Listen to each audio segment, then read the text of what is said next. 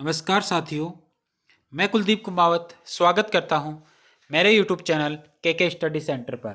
साथियों, कामायनी का श्रद्धा सर्ग अपन पढ़ रहे थे, जिसमें पहला भाग पूरा हो गया था और आज अपन पढ़ने जा रहे हैं भाग 2। साथियों, यह नेट पाठ्यक्रम में शामिल है और इसके अलावा स्नातक और स्नातकोत्तर के पाठ्यक्रम में भी यह कामायनी के कुछ अंश जोड़े गए हैं, जिसमें श्रद्धा सर्ग बहुत ही महत्वपूर्ण है।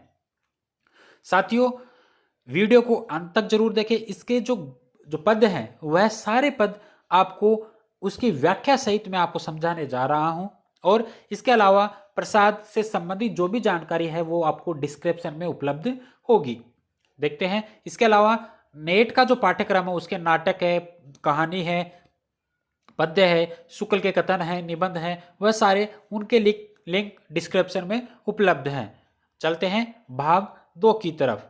और एक महत्वपूर्ण बात साथियों, चैनल को अधिक से अधिक सब्सक्राइब, लाइक, कमेंट, शेयर करें और बेल आइकन को प्रेस करें, जिससे आगे आने वाला नोटिफिकेशन है वो सबसे पहले आपको मिल सके। साथियों, चलते हैं कामायनी के श्रद्धा सर्ग के भाग 2 की तरफ। तो इसमें पद है पहला। इससे पहले पद की व्याख्या पहले वाले भाग में है, जिसका लिंक डिस्क्रिप्शन में है। और आज पढ़ते हैं। कुसुम कानन अंचल में मंद पवन प्रेरित सौरभ साकार, रचित परमाणु पराग शरीर, खड़ा हो ले मधु का आधार। जैसे इन पदों में श्रद्धा जो है, जो नायिका है, उस श्रद्धा के रूप सौंदर्य का वर्णन किया जा रहा है। उसी प्रकार इसमें भी श्रद्धा के सौंदर्य का वर्णन किया जा रहा है। आइए इसका अर्थ देखते हैं। क्या बताया जा रहा है कि कुसुम कानन अर्थात किसी वनखंड, अर्थात ऐसा वनखंड जहां विभिन्न तरह के पुष्प उगे हुए हो। पवन प्रेरित अर्थात पवन के चलने से, पवन प्रेरित पवन के चलने से। सौरभ मतलब गंध, खुशबू। साकार मतलब दिखाई देना। और अर्थ है मधु का मकरंद या रस।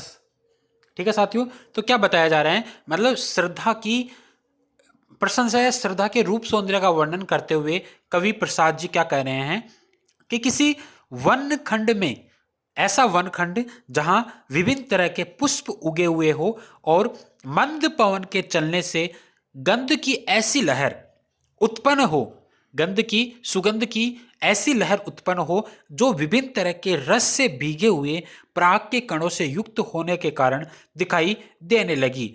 अर्थात उस श्रद्धा के रहने से वहां का जो वातावरण था वह अधिक बहुत ही मधुमेह हो गया। आगे देखते हैं।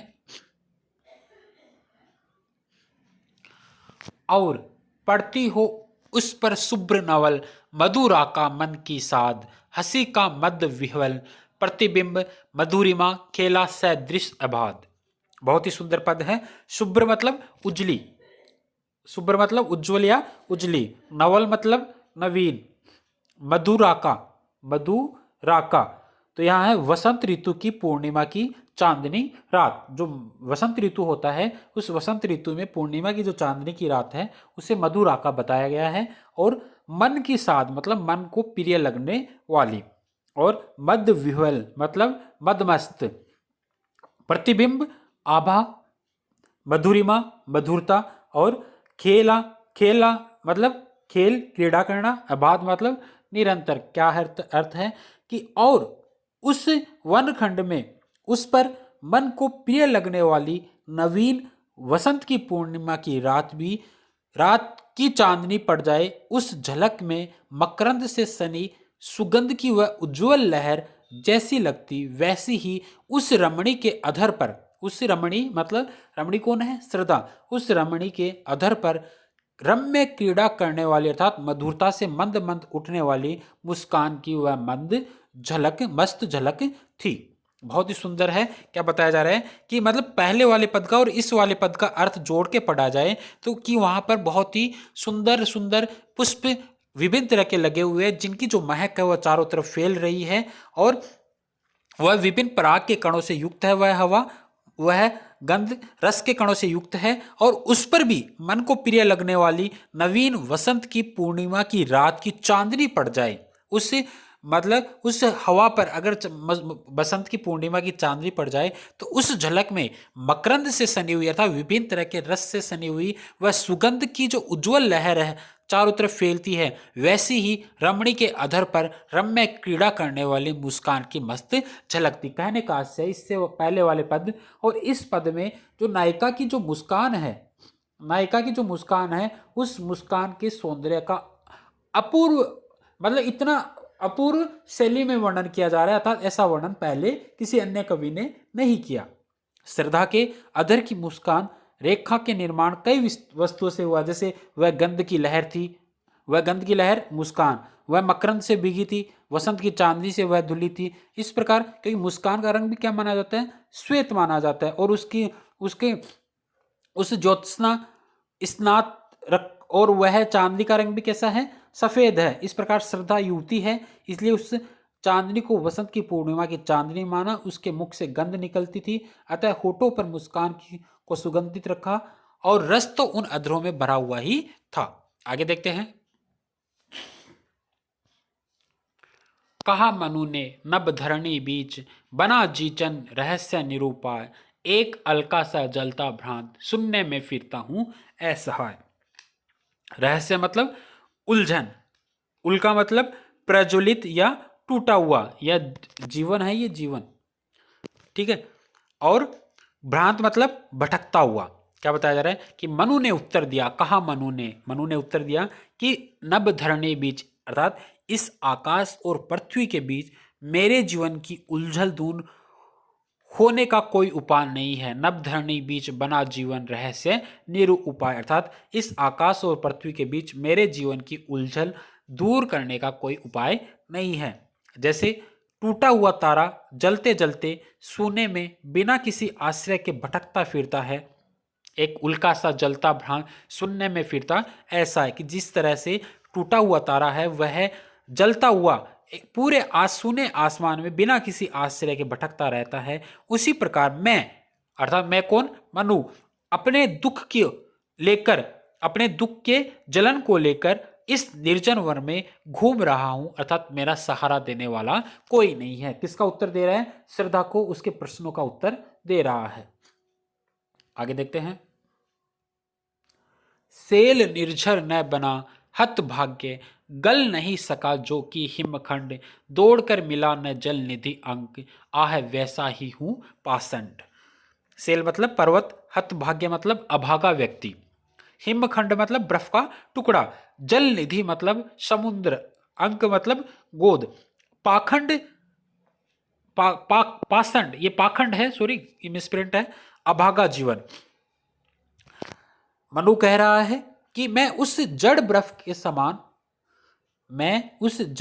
के समान अभागा हूं जो न पिघलने के कारण पहाड़ी झरने का रूप नहीं धारण कर सका, और इसी से जो दौड़कर समुद्र की गोद में नहीं समा पाया, कि मैं उसकी तरह हूं, ना तो पिघल सका, अगर मैं पिघलता तो मैं झरने की तरह बह जाता, लेकिन मैं ना तो पिघल सकता हूं और मैं अभागा हूं जो पहाड़ी झरने का रूप धारण नहीं कर सका, दौड़कर मिला न जल निधि अंक, और इस कारण से मैं समुद्र की गोद में जाकर के नहीं मिल पाया, नहीं समा पाया, आह वैसा ही हूं पाखंड। इसी तरह का मैं अर्थात इसी तरह का मैं अभागा जीवन जीने वाला व्यक्ति हूं।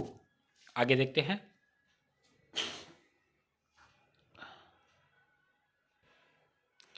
पहेली सा जीवन है व्यस्त, उसे सुलझाने का अभिमान, बताता है विस्मृति का मार्ग, चल रहा हूं बनकर अनजान।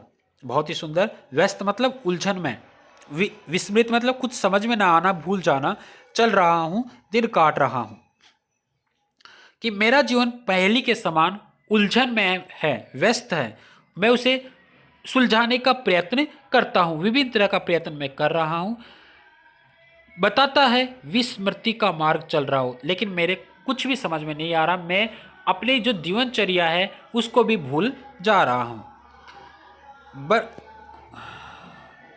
चल रहा हूं बनकर अनजान, अर्थात मैं बिना कुछ सोचे समझे ही अपने दिनों को, अपने जीवन को व्यतीत कर रहा हूं, एक अनजान व्यक्ति की तरह, बिना सोचने वाले व्यक्ति की तरह अपने जीवन को बिता रहा हूं। आगे देखते हैं। भूलता ही जाता दिन रात, सजल अभिलाषा कलित अतीत, बढ़ रहा तिमिर गर्भ में नित्य जीवन का यह संगीत। सजल अभिलाषा मतलब सरस इच्छाएं, कलित मतलब सुंदर, अतीत मतलब पिछला जीवन, तिमिर मतलब तिमिर गर्भ, तिमिर गर्भ मतलब अंधेरी गुफाएं, निराशा का अंधेरा, संगीत मतलब गान। क्या कह रहा है कवि मनु के माध्यम से, क्या कह रहा है कि मैं दिन रात रसमयी इच्छाओं से युक्त सुंदर अतीत को भूलता ही जा रहा हूं। अर्थात जो मेरा जो रसमय जीवन था, रसमय इच्छाएं थी, उनको मैं भूलता ही जा रहा हूं। जैसे गान की तान या जैसे संगीत की तान अंधेरी गुफा में जितनी आगे बढ़ती है उतनी ही क्षीण होती जाती है। बढ़ रहा तिमिर गर्भ में नित्य जीवन का यह संगीत, की संगीत जिस प्रकार गुफा में क्षीण होता चला जाता है, उसी प्रकार मेरा जीवन भी एक पतन होता जा रहा है। उसी प्रकार मेरे दुखी जीवन के आनंदमय जो कल्पनाएं थी वह धीरे धीरे नित्य ही निराशा के अंधकार में मिटती चली जा रही है। आगे देखते हैं। क्या कहूँ क्या हूँ मैं उद्भ्रांत, विविर में नील गगन के आज, वायु की भटकी एक तरंग, शून्यता का उजड़ा सा राज। बहुत ही सुंदर। उद्भ्रांत मतलब लक्ष्यहीन, और विवर मतलब अवकाश या खोखला। क्या कहा जा रहा है कि जब क्या कहूँ क्या हूँ मैं उद्भ्रांत, उद्भ्रांत मतलब लक्ष्यहीन, कि जब मेरा जीवन ही लक्ष्यहीन है तब मैं क्या बतलाऊं कि मैं क्या हूं। क्या कहूं क्या हूं मैं उद्भ्रांत, कि मेरा जीवन ही लक्ष्यहीन है, तब मैं क्या बताऊं कि मैं क्या हूं। इस विवर में नील गगन के आज, की इस आकाश के खोखले में आज मैं हवा की लहर के समान, वायु की भटकी एक तरंग के समान, अर्थात वायु की लहर के समान भटकता फिरता हूं। तुम मुझे किसी ऐसे उजड़े हुए राज्य के समान समझ लो जिसके चारों ओर सूनापन छा गया है। शून्यता का उजड़ा सा राज, ऐसे राज्य के समान समझ लो जिस राज्य के चारों तरफ एक केवल शून्यता रह गई है, सूनापन छा गया है। ऐसे राज्य की तरह मेरा जीवन हो गया है। मतलब श्रद्धा का उत्तर दे रहे हैं कौन? मनु, क्योंकि श्रद्धा ने पूछा था कि कौन हो तुम, तो उसका उत्तर यहां पर दिया जा रहा है। आगे देखते हैं।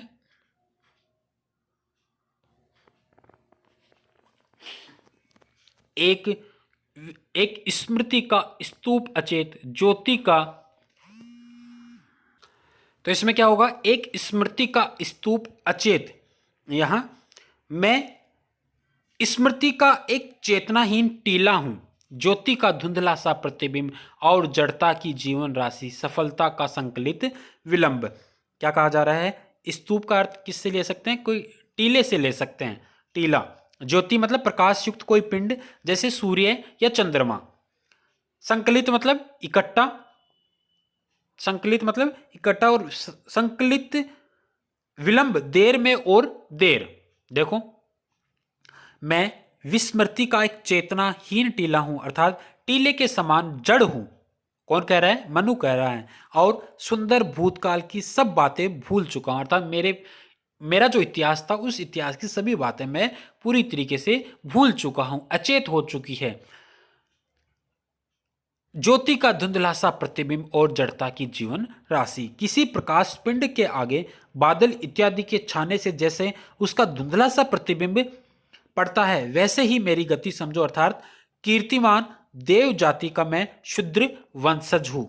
मेरा जीवन जड़ता का ढेर है, जीवन राशि जड़ता का ढेर है क्या मेरा जीवन, और उसके सफल होने में देर लग रही है, अर्थात सफलता नित्य ही दूर होती चली जा रही है। आगे देखते हैं। कौन हो तुम वसंत के दूत, विरस पतझड़ में अति सुकुमार, घन तिमिर में चपला की रेख, तपन में शीतल मंद बया। क्या कह रहे हैं कि वसंत के दूत, सुख की संभावना बधाने वाले, और विरस पतझड़ मतलब विरस पतझड़ क्या है? नीरस सूने जीवन में, तपन मतलब ग्रीष्म काल, कि यह सब कुछ तो हुआ, यह सब कुछ तो हुआ, पर पतझड़ में वसंत के आगमन के समान मेरे इस सूने नीरस जीवन में सुख की संभावना बांधने वाले तुम कौन हो? कौन हो तुम वसंत के दूत, विरस पतझड़ में अति सुकुमार? क्या कहा जा रहा है कि यह सब कुछ तो हुआ कि इस पतझड़ में वसंत के आगमन के समान मेरे इस सूने नीरस जीवन में सुख की संभावना बांधने वाले हे सुकुमार तुम कौन हो। श्रद्धा कह रही है कि जैसे अंधकार में बिजली की रेखा चमक उठे, उसी प्रकार मेरे निराशा में एक चपला मतलब बिजली कि मेरे निराशा में एक आशा की कांति आज फूटी है। तुम्हें देखकर वैसी ही शांति मिली है जैसे ग्रीष्म काल में मंद पवन के चलने से प्राप्त होती है। बहुत ही सुंदर है। आगे देखते हैं। नखत की आशा किरण समान हृदय के कोमल कवि की कांत, कल्पना की लघु लहरी दिव्य कर रही मानस हलचल शांत। देखो क्या बताया जा रहा है। तारिका, नखत मतलब तारिका, कांत मतलब सुंदर, दिव्य मतलब पवित्र, कि मेरे लिए तुम नखत की आशा किरण अर्थात मेरे लिए तुम तारिका के समान उज्जवल आशा की किरण हो। हृदय के कोमल कवि की कांत, तुम्हारे दर्शन से मन की हलचल उसी प्रकार शांत हो गई जिस प्रकार किसी कोमल हृदय कवि के मन को किसी सुंदर पवित्र कल्पना की एक छोटी सी लहर उठने से शांत होती है। कि कवि के समान, कि कवि किसी कि कोमल हृदय वाला कवि मन को किसी सुंदर पवित्र कल्पना की एक छोटी सी लहर उठने से शांति मिलती है कवि के हृदय को, उसी प्रकार मेरा हृदय भी शांत हो गया है। बहुत ही सुंदर।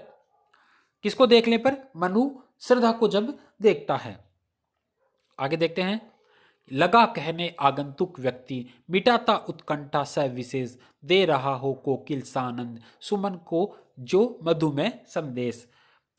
क्या कहा जा रहा है? आगंतुक मतलब आया हुआ, उत्कंठा मतलब उत्सुकता, सविशेष पूर्ण रूप से, मधुमेह मतलब वसंत के आगमन से, संदेश मतलब सूचना।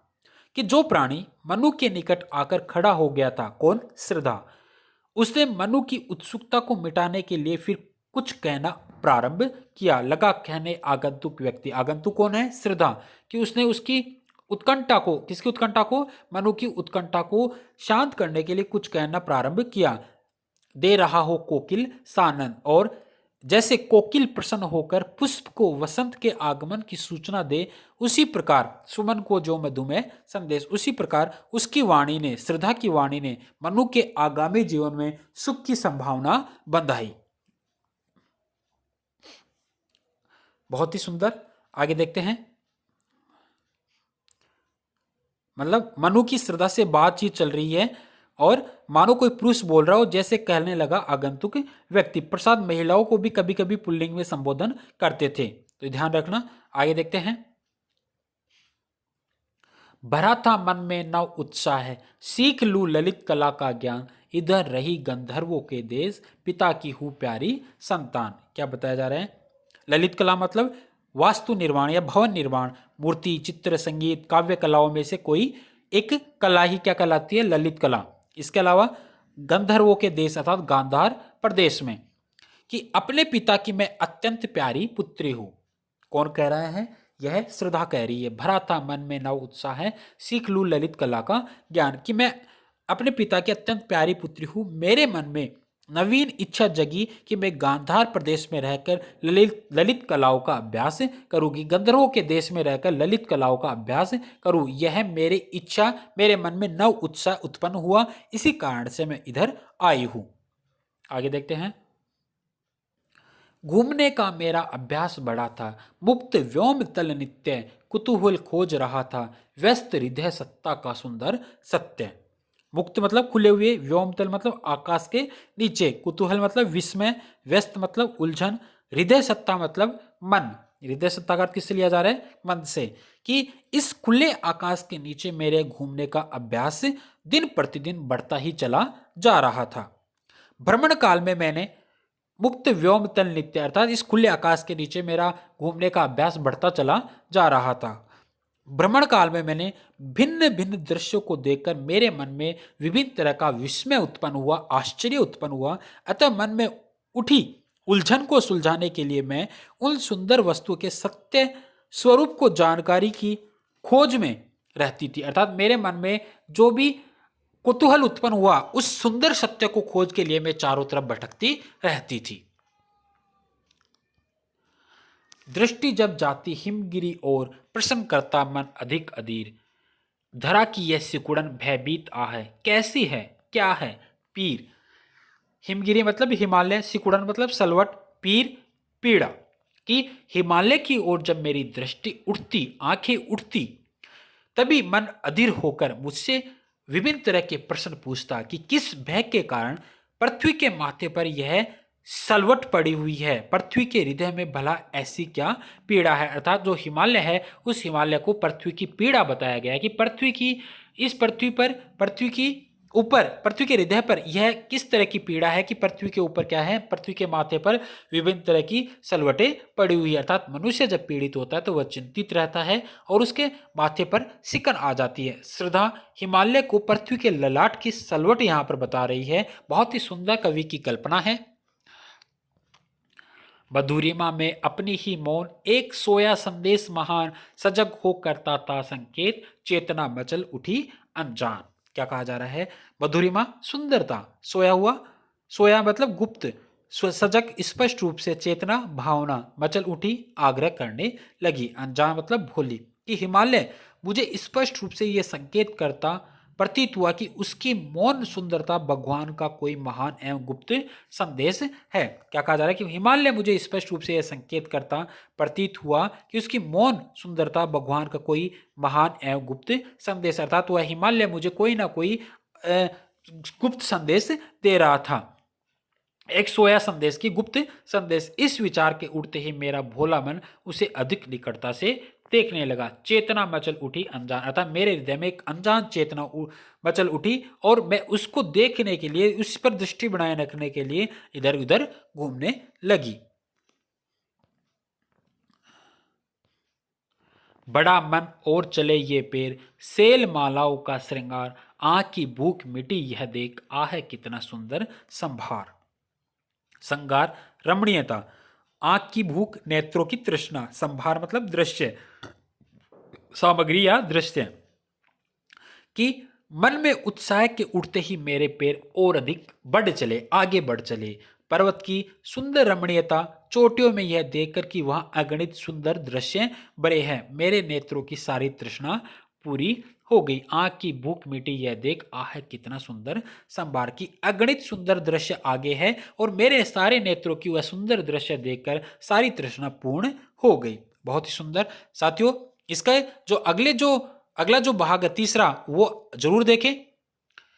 आगे देखते हैं।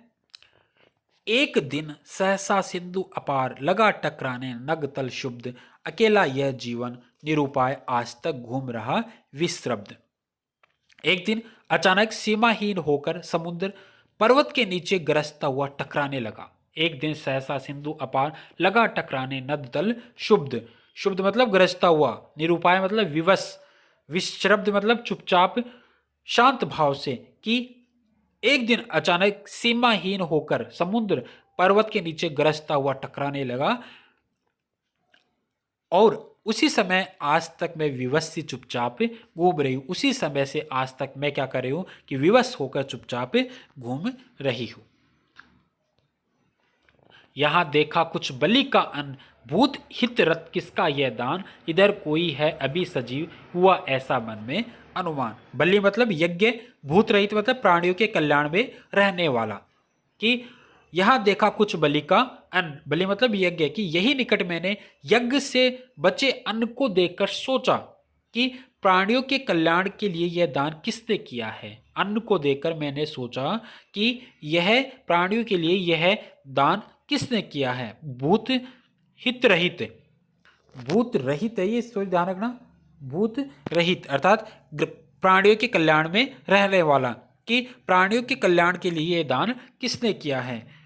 इधर कोई है अभी सजीव हुआ ऐसा मन में अनुमान, कि मन में ऐसा अनुमान उठा कि प्रलय द्वारा सब कुछ नष्ट होने पर भी इस ओर कोई व्यक्ति अभी भी जीवित है और वह अवश्य जीवित है। बहुत ही सुंदर साथियों, यहां पर अपने पद पूरे हुए। अगला भाग तीसरा देखना न भूले, शेयर कीजिए, बेल आइकन को प्रेस कीजिए। धन्यवाद।